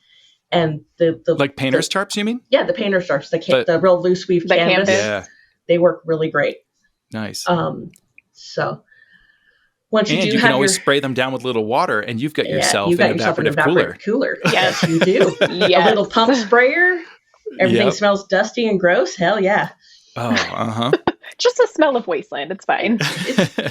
But gross smell versus I'm hot. I mean, something obviously wins. Exactly. Yeah. Okay. The biggest thing with anything that you shove in the ground, please take it out of the ground and take it home with you. Please don't leave shit around. Because we all have to come back. Leave no trace. Leave the site prettier than when you found it if you can. Mm-hmm. Yeah, we do, with the Dukes and the Nuke, we do a lot of kind of lumber construction with construction screws. And so before we leave site, we actually drag around one of those magnets on wheels. Yes, magnet rakes are fabulous. Clever. And that's, after being incredibly careful, taking each screw out one at a time, putting them in a can, we'll still go around and just pick up everything. You're still burnt out. You're tired. You want to go home. You want that first magic shower. Yeah. Yeah, and those it magnet cleanup things, that's another like Home Depot, Harbor Freight. They're actually cheaper than you'd imagine. $20. Yeah, and it makes cleanup so much easier. But now getting on to sleeping in your car. Yes, you totally can sleep in your car. There's some stuff you can do to make that more comfortable. Get a shit ton of dollar store reflective window covers and cover all of your windows. If you cover your windows, your car will be like a fridge in the morning. Yes. I mean, at least our truck wasn't 16. I kept my Dr. Peppers nice and cold in that cab. Oh, nice. We just had it covered. Because you're reflecting all that UV away, so it stays nice and stable inside. And then if you crack your window and then you put one of those 12-volt fans we were just talking about in. Hello. Very nice. Very nice indeed. So if you can't do the tent and stuff and you just want to be able to be like, fuck it, I'm done. Take all the shit off your windows and get the fuck out. You totally can do it that way. Absolutely. And one of the tricks I learned, this is a TikTok thing, is if you have the means, like if your window shade, like your front window shade has like straps on the side, you can actually tuck that into your door and put it on the outside of your window so that it's reflecting light before it gets into your car. And that can actually make a really big difference. Yeah. Yes. Oh, thanks, TikTok. Yeah, TikTok. I learned so many wonderful things that are worthless on TikTok, but some of them do great. I will say, though, from experience of camping in a vehicle, which we only were ever able to camp in our precious truck in our first year, because she's never made it back to Wasteland again. But if you do camp in the back of like in a pickup bed, if it isn't one of those, it's like a modern insulated one because it's a 70s truck. So no, it is not insulated. For sure. Put something down, preferably like wool. Put it down before you put whatever you're going to sleep on down, because it will help insulate. Because let me tell you what, that cold air coming up from underneath is brutal. And it's the same with a cot too. If you're sleeping on a cot, put a layer down before your sleeping bag. A great like I said, solution. Preferably wool. Wool is great, but I live here in Southern California, so wool is a lot less common. Of that there. Yeah. So you can get EVA floor mats at Harbor Freight. Put those on the bottom of your tent. That'll keep the ground from sucking out your heat. Same with a car, truck bed, whatever. And you get a pack for like $15. And you can cut them to size, dirt cheap. And I mean, underneath like your air mattress, if you have to use one, something like that, it'll keep anything pokey from coming above. Make it nice and squishy under your toesies. Is that something you're actually putting that under your tent? Well, so you set up your tent, and then you put the floor mats down, cut to size before you come, please. And then you like inside the floor of the tent. And then you put it on the inside. And then it also, because it's squishy, if you have goat heads or anything in your shoes, it's going to catch into the foam. That's genius, just for that alone. Heads? What are goat heads? Okay, goat heads are the devil. Not the tribe. The tribe are wonderful people. But the thing that they're named for are these hard little seeds that are invasive, that have 3 points on them, and they will go through a boot. They are very hard, very tough. And I know when my son has found one in the house, because I hear him scream from across the house when he finds one. Things I don't miss about living in California. Like you start talking about them and it's just like immediately PTSD. They really, really suck. That's why I try to emphasize good soled shoes. Don't bring Crocs out here. They will not help. I won't lie. If I see you in your fully themed outfit and you're wearing Crocs, I'm just even if they're wastelanded out Crocs, they're gonna because you're gonna have a bad time. Save them for Neotropolis. Because did you guys know this? I didn't know this. All right, this is TikTok again, and I'm sorry for doing TikTok so much. Are you ready? Idiocracy. Yes. The costume designer was looking for the most ridiculous shoes that no one would ever want to wear ever, and they found this fledgling startup company that was making some ridiculous plasticized shoes with holes in the side and used them for the movie. So if you watch Idiocracy, almost the entire cast of the future people are wearing Crocs. The genesis of Crocs. Yep. Isn't that hilarious? It is hilarious. Oh, I love it. I love it. It's on brand. It is. All right. So, so you don't want to do a tent. You don't want to do a car. You want to glamp. You want the best of the best. You want a toilet and a shower that are yours for your own poop. You're not sharing your poop spot with nobody. You're going to rent an RV. There's a space for that. You can totally have an RV out here. However, there is no hookups. There's no water. So again, you have to bring it all yourself. Keep in mind, if you haven't RV'd before, you're not showering every day. You're showering every third day, if you're lucky. And then it's, you get wet, shut off the water, soap up, turn on the water, turn it off. Because you got to conserve what you got. The tank is only so big. Right. Yeah. And I actually bring a camper every year. I'm not gonna make excuses, but it makes it a lot easier. Oh, for sure. Overall, especially when I do the video crew too, so I need the power to charge batteries. I need a clean space to deal with cards and lenses and all that. But having the private bathroom and the kitchen makes things so much easier. But yes, you have to be very conservation minded. And I am in a 4-person camper that I'm usually by myself, and even still, I have to bring extra water. Probably 20 extra gallons of water to kind of refill the tank as I go. And other things with RVs, before you've left the lot, if you're renting, go over what they require, what they want out of you. If you have to provide your own bedding, stuff like that, you need to know this stuff before you come out. Also, get very acquainted with the Stinky Slinky. I'm going to need so much more specificity immediately. Okay. The Stinky Slinky is this collapsible tube that you use to suck the shit out of the RV. I don't know what I was expecting. Yes. Honestly. And there is a system, and every RV is a little bit different. So knowing how that procedure goes is going to be very helpful. Also, get some big, like Dexter's Lab mom gloves. that you can is throw an away. image that only certain people will immediately associate with. You have to be a certain age range to get that. Millennials and older. But, some big like dish gloves, something like that, and throw them in the compartment where all that stuff is. Yeah. Because you definitely want a barrier between yourself and what came out of you. I love it. Yeah, and the company that you rent your RV from, or the person you borrow it from, should be able to give you kind of an overview of how to do all the things. Because most of them want you to empty the tanks before you bring it back. Yes. Otherwise, they're going to charge you for it, which might be worth it to some of you. Yes. Another thing is don't dump on your way out. Like, don't open the valve slightly and then drive away. I've seen it happen. It's fucking gross. That's Please disgusting. Don't do that. Also, Boraxville, which is the nearest dump place, gets a very, very long line of people who want to get rid of their shit, literally. Mm-hmm. So if you can dump closer to where the RV is going, then the chances of having to wait in a long line and or it filling up go down significantly. I also feel like with some of these RV rental places, and with most rental places, because we rent a vehicle from a place that I'm not telling anybody, because if word gets out, I'm going to be really mad. Fair enough. Because I don't want them. You're allowed your secrets. I don't want them to all be rented out by the time that we get to Wasteland, because we've been using them for years. But it's legit. A lot of them will have to also, like, what's the word I'm looking for? Like requirements, like you're not allowed to go certain places. Yes. They will have limitations. So research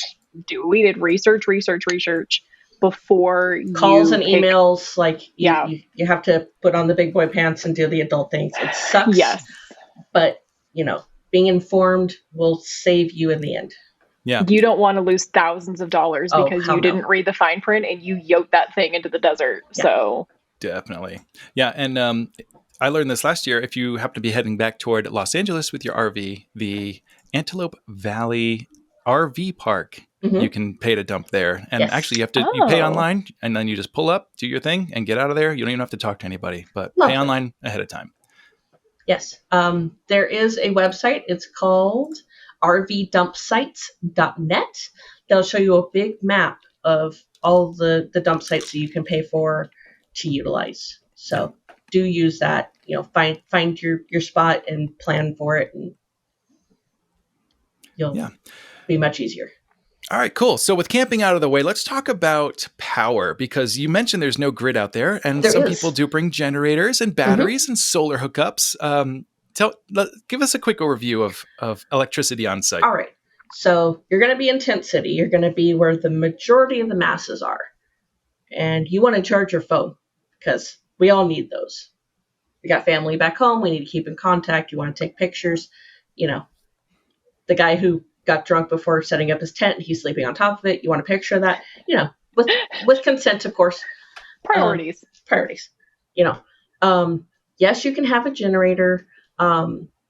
Keep in mind, if you can have it propane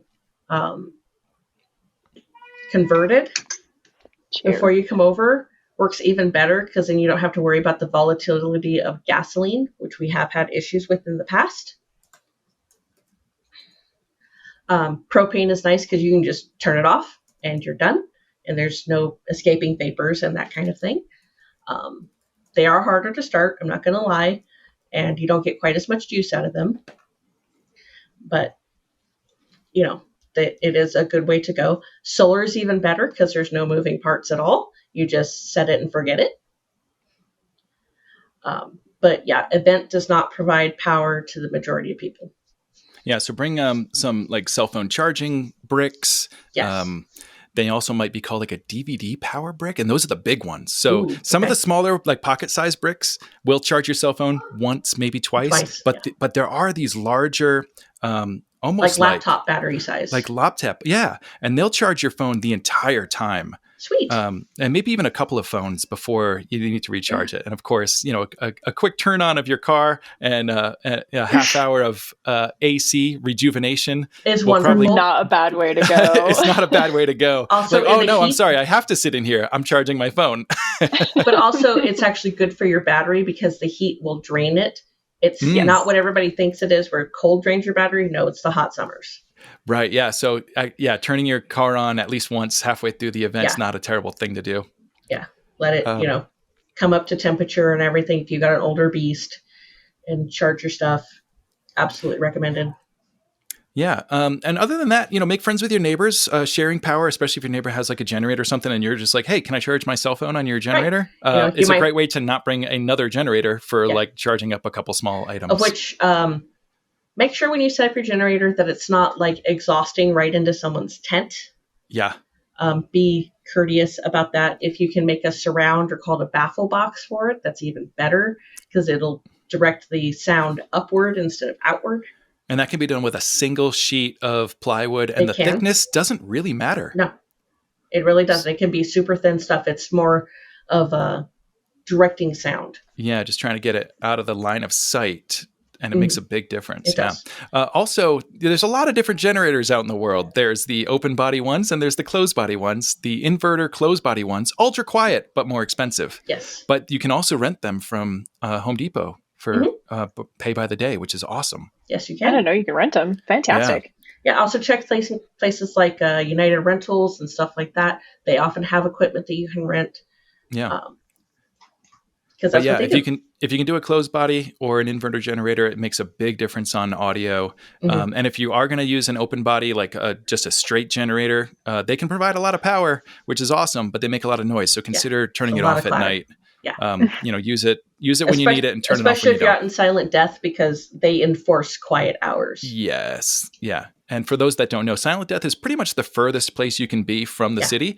And it's fairly reserved for people that just don't want to be near the noise, especially at night. Yeah. All right. So I know we've talked a little bit about shade, so let's keep this one a little bit shorter. But the idea with shade is you want it, you need it, you must have it. And even if you have a tent that you think, oh, the tent will shade me from the sun. No, it's a mini oven. It's a mini oven. And so, what's the best solution there? Best solution, it really becomes a pick three. Either, like the good, fast, or cheap, but this is for shade. You either have great UV protection, it's going to stand up to the wind, or it's going to take forever to set up. You just have to decide which two you want. For me, I have a yurt that I made that's a hexagon out of EMT conduit, but it takes me a good 45 minutes to set up if I'm by myself. So that's a time sink. However, it doesn't move. If it was my choice, I would pick good UV protection and stands up to gusts because the great news about Wasteland 2, you have people around. Oh, absolutely. If you're I'm struggling, can somebody please give me a hand? You'll have 15 people there in a second. Everybody wants to help. I love the family aspect of the waste. You need help. Help is on the way. And along with that, in the early years of Wasteland, bringing your own shade was really important because there just was no shade. And a lot of tribes didn't provide space for you to hang out. It was very much like we made a theme camp. You may look at it, but this is our space. Yes. But in the later years, the public spaces really started to come out. Yeah. So places like Forlorn Hope, which is lovely and shaded, and they have ceiling fans and misters, and it's so fancy. And couches, and it's like, I'm going to die here. Wake me up in 6 hours. And so absolutely you can kind sleep of weigh during the day if you can, because the nighttime is when everything comes to life. You ain't definitely sleeping. Yeah, and there is a lull in the afternoon.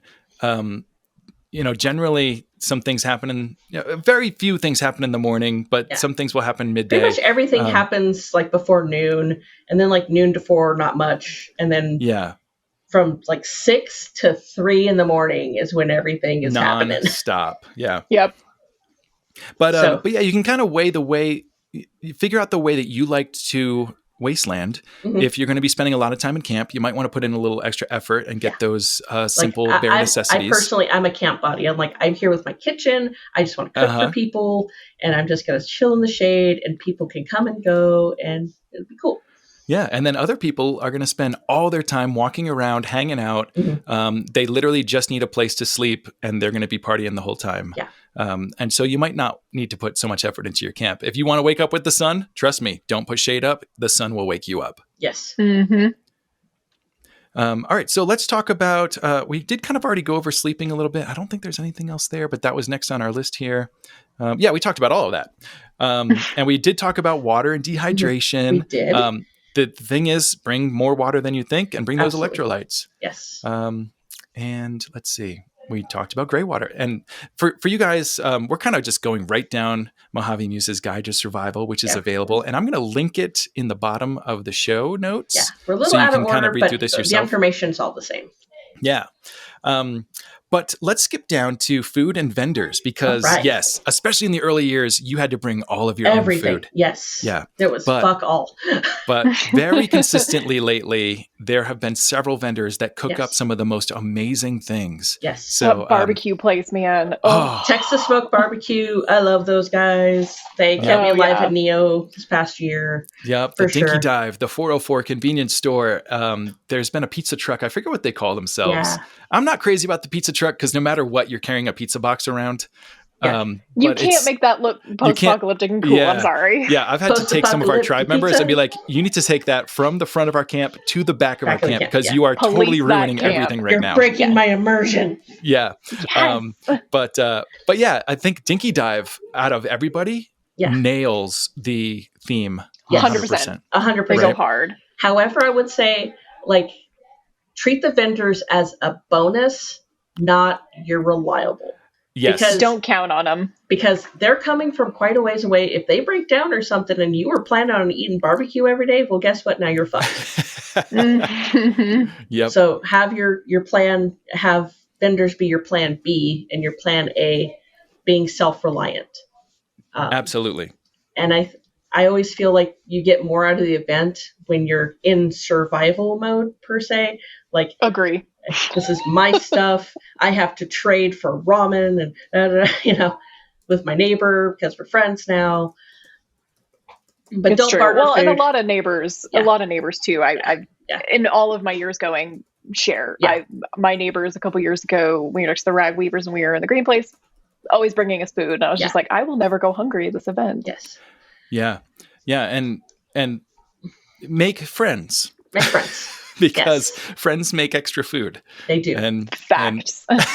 And friends will feed you. I will caveat that don't barter food. No, exactly. It's like don't vehemently in the rules. Do not barter food or that's Kern County. That's not event level. That is like exactly food safety stuff. So there's not much they can do about that. So just play by the rules, if you please. Exactly. Yeah. So people cook lots of different ways, and some people don't cook at all. Yeah. Like there are a bunch of the Dukes of the Nuke that will still just break out in an MRE packet and eat that cold mush and love every second of it. So there's definitely the stable, like shelf stable foods, which are really great. Like peanut butter, awesome, quick calories, and it's something you can have a spoonful of, and it can kind of wake you up in the morning. Obviously, like crackers and canned goods. The Baron likes to open up all sorts of canned fish, preserved fish of any kind, and he's the happiest man.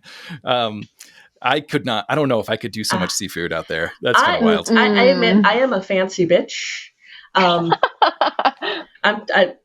full spread breakfast, full spread dinners because I love to cook. It's my love language.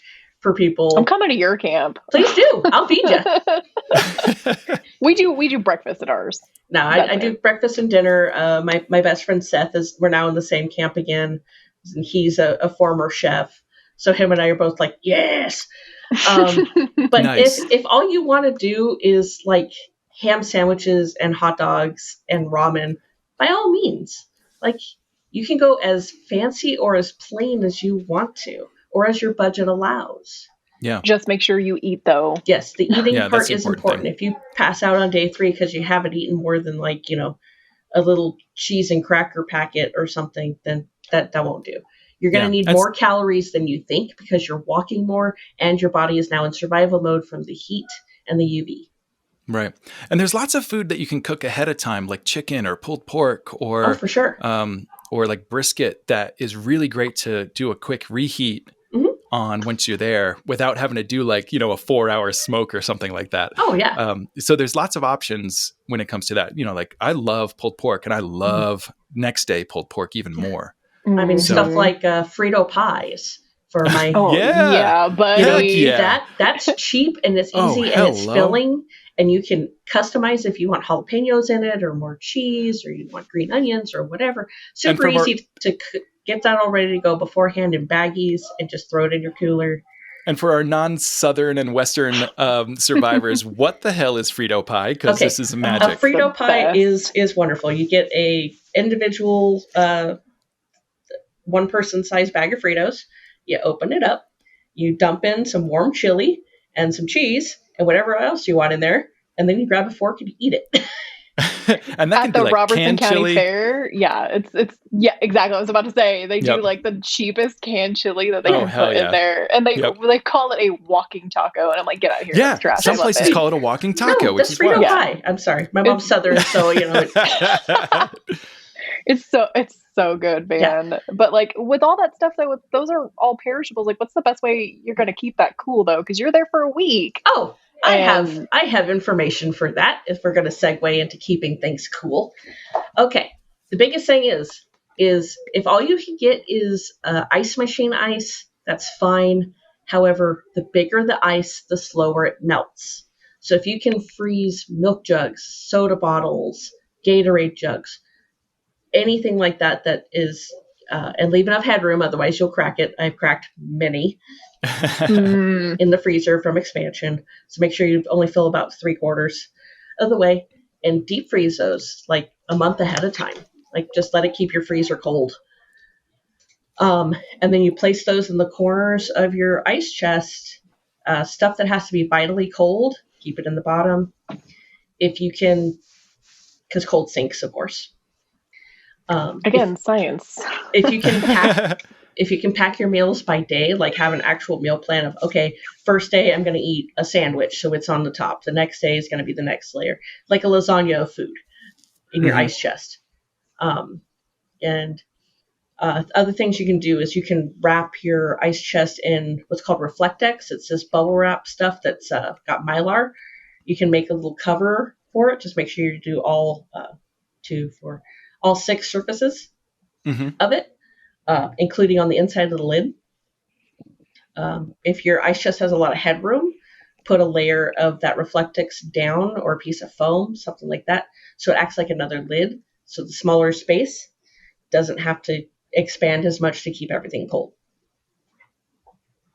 Yeah, so that's really, really clever. Right. Yeah. There's actually a lot of YouTube videos out there about making a cheap cooler into a 7-day cooler. Yes. And mostly it just means like insulating it again on the outside. Make a box outside of it. You can go as crazy as you want to.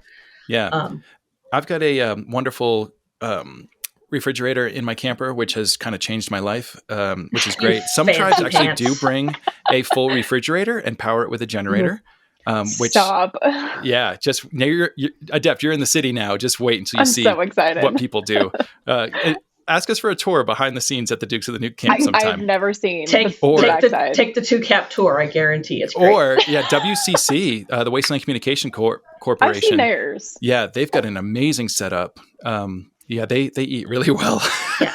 But if your ice chest, if it's getting low or whatever, sometimes there's ice vendors, but don't bet on it.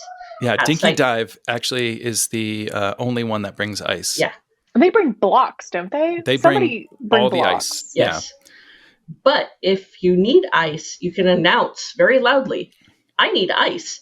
And 9 other people will go, I also need ice. And then you will delegate one person to be the ice person that goes to town.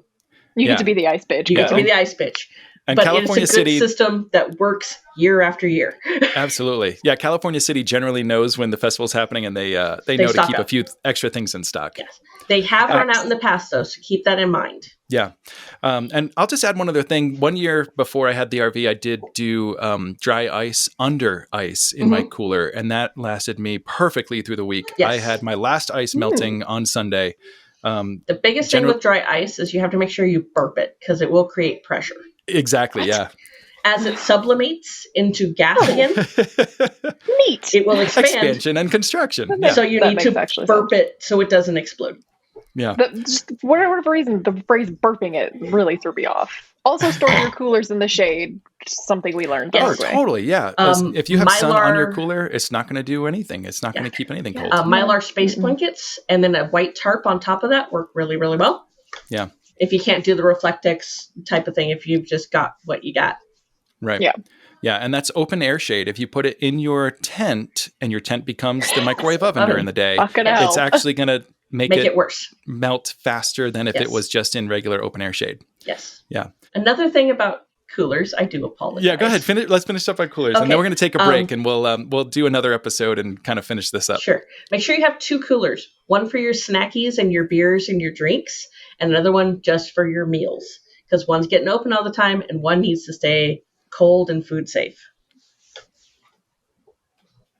That's a really good point. Yeah, because you've got your meat and your bacterium living in one, and you don't want your cans that you're going to sip off the top. You do not want salmonella in the wastes. Right. Yeah, because that happened to one of my good friends that he didn't pack his cooler responsibly and had lunch meat, and it went bad on him, and he was sick as a dog.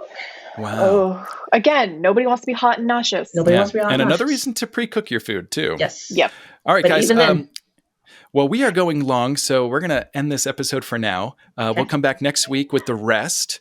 There's still a lot to go over, like what to do with your garbage, how to keep yourself clean, what to do when it's sexy time, which may fall into some LARP elements for some of you. I don't know. Also, we're going to talk about nudity, photography, caps and bartering, and all sorts of other things. So make sure you're subscribed wherever you're listening. Give this episode a thumbs up. And of course, if you enjoyed today's episode, share it with your friends. And if you hated it, share it with your enemies, along with a bag of Sour Patch Kids, just so they don't die out in the wastes. This is Makeshift. We've got Adept and Mojave Muse here with me. And we are going to see you next week, guys. So until then, stay alive. And days and days and days and days and